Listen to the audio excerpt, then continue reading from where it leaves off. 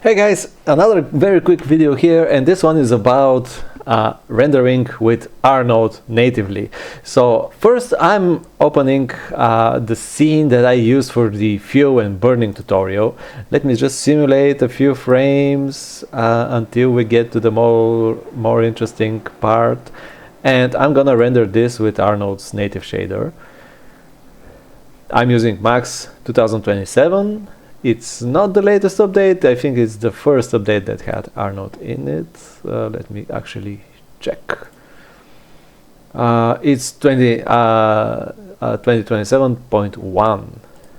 This is my Max version, and if I select tyFlow, this is how it looks. This is important. I'm gonna show you why. I'm gonna switch from scanline to Arnold. And when I press render, it's gonna think for a while, and right here it's gonna create another rollout Arnold volume parameters in the tyFlow object. So now it rendered it without any lights. Let me just add an Arnold light like this. I'm not even gonna try pointing it anywhere. I'm just gonna make it a sky dome. Right, let's render it again. This progressive refinement is pretty cool. Starts off low res and then adds in the details. So this kind of look is kind of like the ambient occlusion of the Zenith shader, and it's pretty close. So now we have the colored smoke, the temperature, and the fuel, and right here we can also enable the fuel, and there are a few volume shader presets that you could use. So right now we are using just the default one. We can switch from the default, the black body shader, to tyFlow ramps or to tyFlow OSL ramps. And if I switch to this, so this is the simplest one, this is more advanced, and this is the most advanced. So I'm just gonna stop it just in case and render again. And for this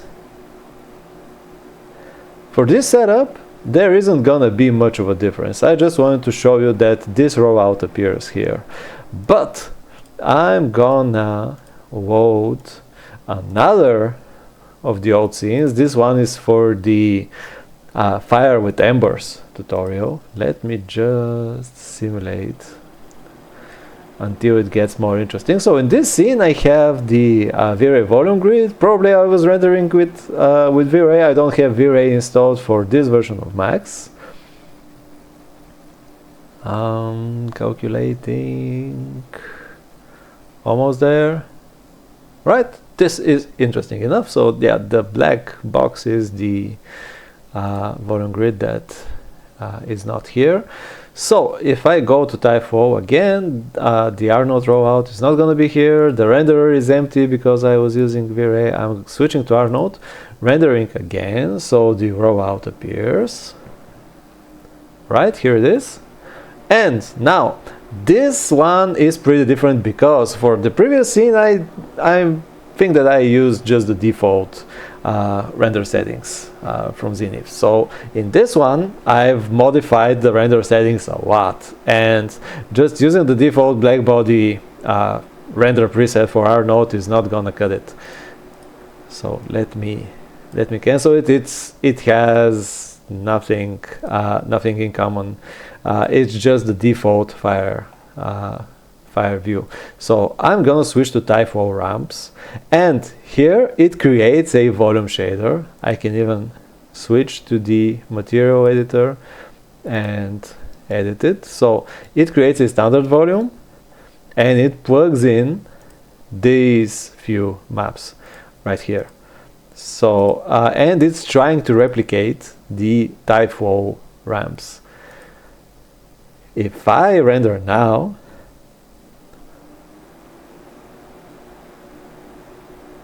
it is gonna look much better. And also there is so it refines one level, then it refines again, and we can see all of these details in the fire now appear in the Arnold view as well, without having to replicate manually the shader. If you want to, you can play with it.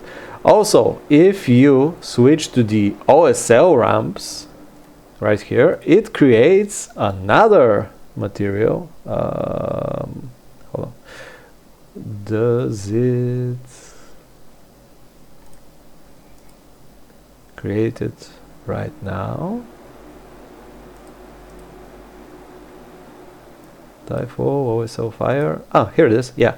So it creates this material setup. So this one was the tyFlow ramps. This one is the tyFlow OSL ramps, and this one is even more advanced. And you could even edit the shader. So this shader right here is replicating what is happening in the Zenith viewport shader. So it's pretty powerful. And of course, this one might be a bit slower for larger setups, but this one is going to be the most accurate one. So for this fire, even just the tyFlow ramps does the job. But if you see big difference between the viewport and the rendering, try the tyFlow OSL ramps as well. But there is one catch though. So if I try editing some of the shader settings, so if I go into the Inferno display, and for example, if I change the color gradient, let me make it green. Why not? Like this. Oh no, I don't want this to dock anywhere. Phew. All right. If I make it green, it doesn't reflect, so you have to regenerate it. Just click again, render again, and now it's gonna update. Just something that you need to know. So I'm doing this entire video because I got this question, and this is one of the things that might catch you out, so watch out for this. If you do any changes, you're gonna have to regenerate it. And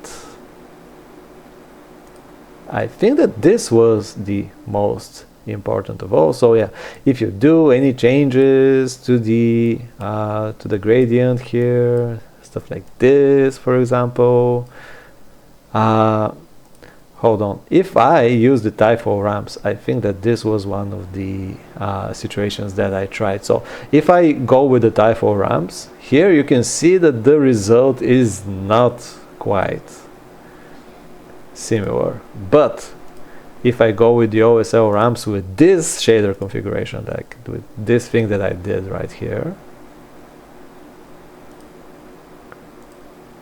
but does it really?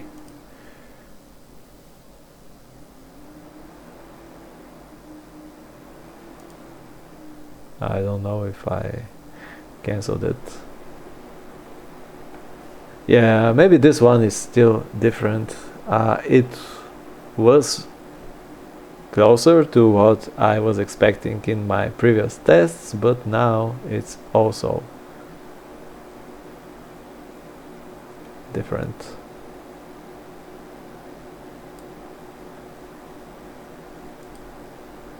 Or maybe that's because I don't have any lights in the scene. Let me plug an Arnold light again. Yep. Oh, it remembers that it needs to be a sky dome. Yeah, so now it illuminates the smoke. Yeah, all right. Otherwise, the smoke was just black because the there was no light to illuminate it. Right. So what did I do when I was testing it? I decreased the exponent. Aha, right, like this, so that we get a little bit of green color in the smoke. Hold on, it's not gonna update. Let me click tyFlow ramps OSL. Here it is. Here is a greenish thing. Okay, and if I go just with tyFlow ramps, now it's not quite there. So yeah, in this case, the tyFlow ramps OSL is a bit superior. So this is what I wanted to show you guys. Just watch out for these ramps. These control the quality of the representation that you're gonna get in Arnold. So keep this in mind. Know that when you start rendering, you're gonna get this additional Arnold volume parameters roll out in the tyFlow object, so that you would be able to control these shaders. You can play with the shaders, change them in the material editor. Don't forget to update them if you change something in the way that stuff works in the viewport. And yep, that's it. Thank you guys for watching. See you in the next video. Bye.